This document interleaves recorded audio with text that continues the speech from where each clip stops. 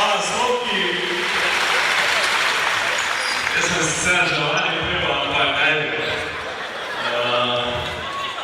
Iskreno povem, slovenski mi niso najboljši, tako da povema XU, kako je dobro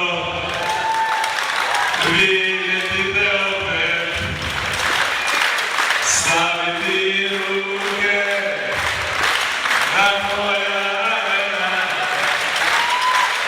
i kao neka poljubi me jednom za ona dobra, dobra, dobra stara vremena.